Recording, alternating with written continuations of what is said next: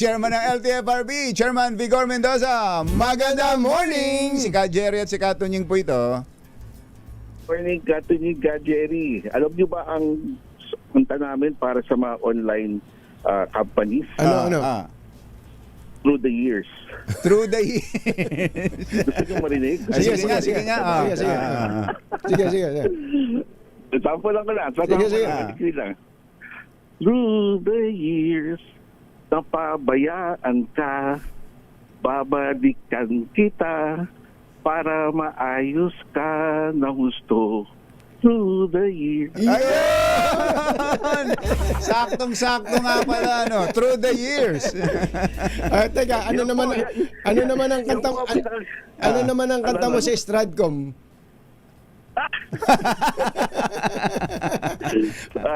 Through the years.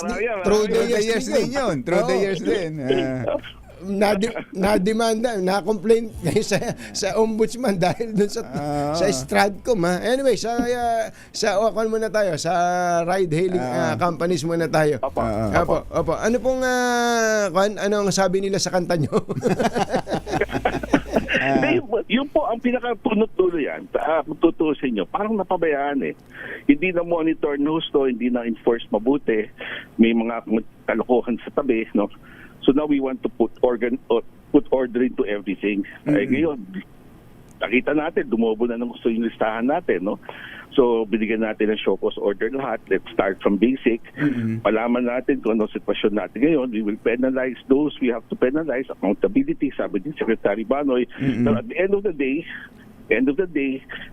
kailangan ayusin natin to, no? Paano yung mga riders natin, yung mga drivers natin sa TNVS na yan ang hanap buhay nila, no? Kailangan maayos natin sila without creating an oversupply naman. Baka naman sumobra-sobra, sila magkagulo sa kita, no? So all this we will put together, no? So May 14 and 15, hihilig po tayo dyan. And then siguro give us 2-3 weeks. Magsabit na kami ng rekomendasyon sa DOTR on the next steps moving forward. Nung nakaraang kausap po namin si Secretary Banoy, Attorney Vigor, Chairman, hindi lang simple negligence ang nakikita niya eh. Mukhang may parang sabwatan o parang may conspiracy at parang sinadyang gawin ito para magkapera. Sa laki ng pera pala diyan sa anong tawag doon? Onboarding fee. Para magkaroon ng malista ng gano'n na 25,000 ang minimum at hanggang 90,000 daw. 90,000. Kasama yan sa ating investigasyon. Marami na tayong leads dyan, no? Marami nang lumantad para ilatag itong mga maligang yan. Kasama yan sa ating rekomendasyon sa mga cases to be filed laban sa hindi lang sa mga TNCs or ibang tao, pati na rin sa taong gobyerno, LTFRB, kung meron man nagkasala, ikakasuhan natin lahat yan. Tinitinanong kasi, iniisip po namin kasi baka naman sa TNCs din nag-uugat yung baka sila mismo yung namemera doon sa mga gustong pumasok sa kanilang sistema, o kaya ang pinakamasama, yun ngang may kasabwat na taga LTFRB na siya ang nagdidikta kung magkanong pera ang dapat na ibayad at kung dun sa taga LTFRB napupunta yung pera. Opo, kasi ang sistema po dati, kung ikaw may ari ng sasakyan at gusto mong mag-drive ng TNVS o Grab, InDrive o ano man, no? Pupunta ka muna sa TNC. Tama, apo. Ang TNC naman, i-onboard ka niyan. I-register ka. Tapos ang TNC mag-forward sa LTFRB ng kanilang aplikasyon for franchise, no? Tapos meron silang alokasyon, 100 application per day, no? Bawat TNC yan. So naabuso yan, no? Tapos ginawang, as you said, merong yung kwento na ginawang cash register yan, no? Pag gusto mo ma-onboard, kaagad-agad, kailangan bayad ka. So pagpasok sa LTFRB, kung medyo nagtagal yung proseso ng dokumento mo, meron ka ng binabayarang bangko. Mm-mm. So napipilitan ka na kumapit sa patalim, no? So bayad ka para lang makatakbo ka agad, no? Oo. So hindi pwedeng hindi alam ng TNC kasi paano ma-onboard yan? Correct. Is not without their permission. Mhm. So ang tanong ngayon, paano yung hatian ng pera? Kung meron man, no, alam na natin meron, yan ang titingnan natin ngayon. Ngayon, marami na tayong deals yan. It's a matter of i-dokumento natin to, no, para sa ganun, pag nagkaahin tayo ng kaso, siguradong may mga accountable dito. May napipinpoint na kayong mga accountable, Chairman? Oh, as early as last year, no, meron na tayong lipat na mga tao na pagpasok ko pa lang noong Oktubre, natibrihan na ako na ito ang mga nagpapatagal ng papeles para sa ganun, nagkakaroon ng bigayan. Padulas, oo. Pero hindi ho lipat lang ang diyan, hindi ho ba, Chairman eh? Dapat talaga Dapat to ma-demanda yun eh. In the meantime, merong pending administrative action. In the meantime, habang hinihiringan, lipat muna siya. Kundi baka masyado na niyang guluhin, no? Yung Pwede ating, bang ginagawang ilipat sistema nyo ngayon. sa Basilan? Ganon? May Basilan office ba kayo? Kung meron lang katunying, wala eh. Pero nag-iisip na ako magtayo sa Sulu. Oo. Sa totoo lang, yung ganitong mga klase ng problema, kawawa yung mismong driver, kumbatsero. Yung mga sumasampad yan sa mga ride-hailing companies na ito. Sumampa nga, napilitan magbayad dahil huhulugan na niya yung biniling sasakyan eh. So ang moving forward, ano bang penalty naman dito sa mga ride-hailing companies? Na pwede ba silang patigilin? Paano naman yung mga mananakay na nagiging dependent na po sa kanila? Nangyari na to, Katunying, no? If you remember, way back 2018, nakasuha ng Uber. Uber ang nauna dito, no? Ang ginawa ng LTFRB noon, suspend si Uber. Tapos after suspend, ang sabi ng Uber, sa mag-suspension, baka magbayad na lang ng fine. So finine ng LTFRB ng 190 million pesos. Ang laki. Nagbayad si Uber. Bayad si Uber. So it can be suspension, revocation, or a fine. So in other words, ito pong Grab, kaya nyo bang ganunin ang Grab? Kaya nyo bang suspindihin? Kaya nyo bang multahan ang Grab at InDrive? Alam mo, sarami lang ng players, no? Yan ang kaganda. Hindi kayo nung dati, pag nawala si Uber, medyo magkakaroon ng problema sa serbisyo. Dito, di na mangyayari yan. Dahil sarami ng merong Uber, merong Grab, merong InDrive, may Lala Move, may Angkas, may Joyride. Arami na. So, kung may mawawala, meron namang mako-cover doon. So, as far as public service is concerned, hindi ho mahahamper yung ating serbisyo sa publiko. Tsaka kung ganun karami ang di ba nung nakaraan ang nabibilang initial na bilang ay 230,000. Grabe. Ang ghost riders, Chairman, sa initial pa lang 'yun tapos kung minimum na lang na 25,000 ang binayaran nila para ma-onboard sila, billion na 'yun nasa almost 6 billion na 'yun. Ang laking pera. Ang laking pera nito. So hindi pwedeng TNCs lang meron talagang may papel, may kamay diyan na nakasawsaw na taga LTFRB o kung anumang ahensya pa ng gobyerno. Yun nga ang yun ang utos sa ating Secretary ba, leave no stone unturned at saka wala tayong sasantuhin dyan. Kung sino man ang maging accountable, pasensya na lang. Kasi nga, ang raming napurwisyo. Opo.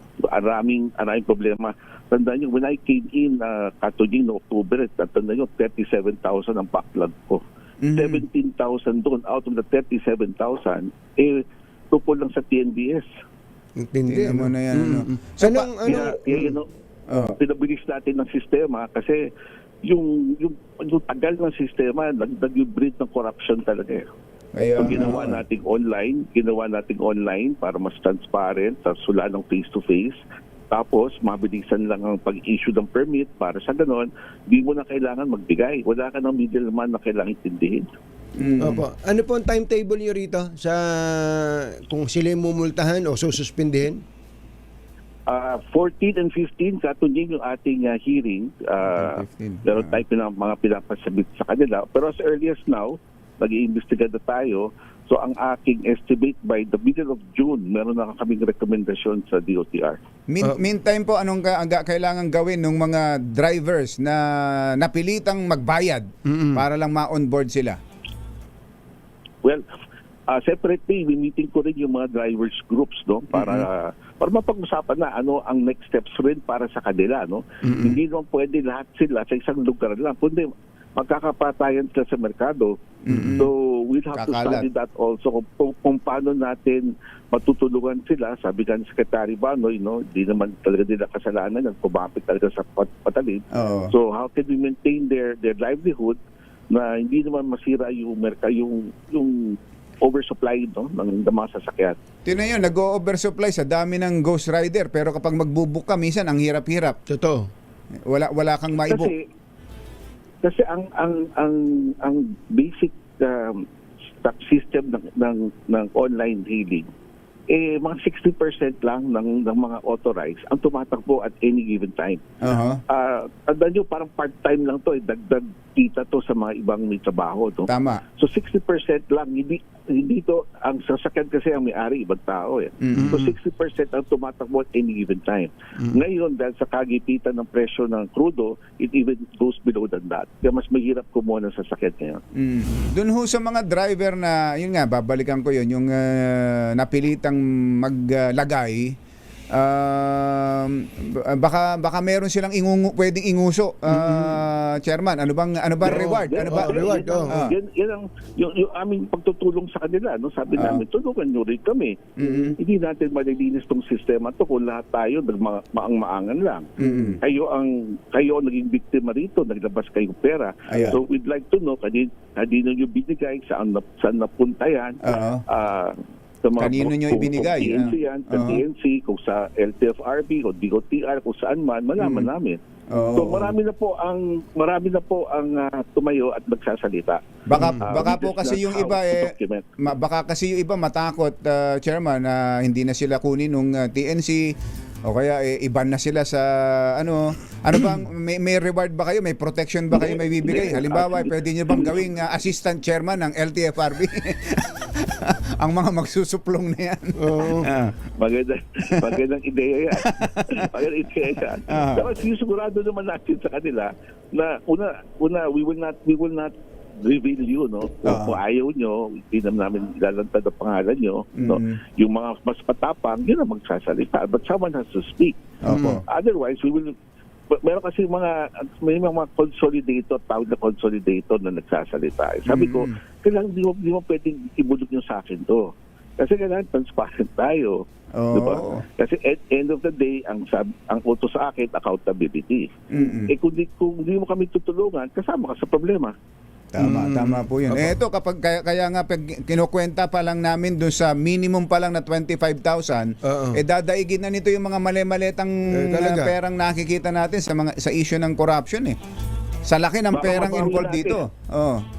Baka mabawi natin, Katagin, Kajeff. Oo nga eh. Sana mabawi. Opo, kawawa. At maisole doon sa mga doon sa mga nagbigay. In fairness din naman sa TNC doon, on the other side of the coin, nung nagsimula itong TNC na to, mga 36,000 yan way back 2018. Nung itong 2025, nung nagbilang kami, nung 36 na yan, halos half or around 20,000 nawala na dyan. Hindi na tumatakbo. Hindi na nag-review ng prangkisa as far as we know.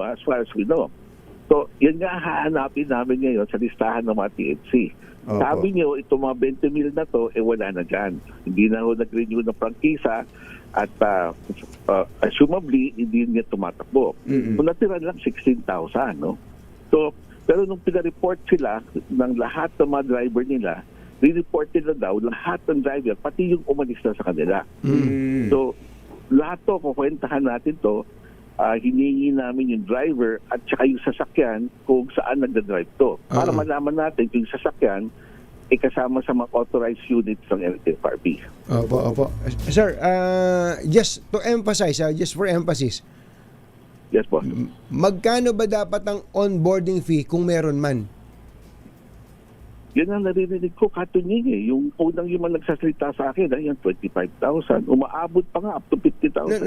No. Yung legal. Legal. Yung legal. Oh, Yung kasi para sa atin parang... Wala. Dapat Ay, yan. sus, Mario Jose. Oo. So wala pala talagang onboarding fee. In fairness, no, may ibang TNC, so, base sa testimony ng sinabi sa akin, walang onboarding fee talaga. Ang naging problema, one of the problems I saw, itong particular TNC na hindi nagcha-charge ng onboarding fee, ang ginawa, may alokasyon lang siya ng 100 units per day. So yung iba na gustong kumuha ng tangkisa, napipilitan pumunta sa ibang TNC. Unfortunately, yung iba meron silang onboarding fee. Doon pa lang pala pag kinapatunayan ninyo na may onboarding fee itong mga kumpanya na to, Kung anong particular na kumpanya. Doon pa lang yari na sila. Oo. At ibalik, Chairman. At ipasoli yung pera at saka sila po ay kasuhan kung dapat kasuhan, sir. Ay, definitely papasoli natin yan. Not to mention the criminal liabilities, no, para sa bagay na yan. Yes, sir. Opo. Kasi baka I'm sure pinapangakuan nila na ma-onboard ka. Ito pa yung style ng iba eh. I-onboard sila 3 months. After 3 months, tatanggalin nila. Tapos kung gusto mo ma-reconnect, bayad ka na Bayad naman. na, sus, Mario Jose. Grabe, talagang kawawa itong mga... Biniktima talaga. Biniktima itong mga driver natin. Sige, Chairman. Mag-update ho kami ulit sa inyo. Hingi kami ng update dyan. Opo, I will update you. After the hearing siguro, i-update ko kayo. I-update nyo rin kami sa Stradcom, ha? Pagka may Hanapan natin na kanta yan. Salamat po. Thank you, Chairman. Chairman Jerry. Vigor Mendoza, a.k.a. Kenny Rogers. Thank you po.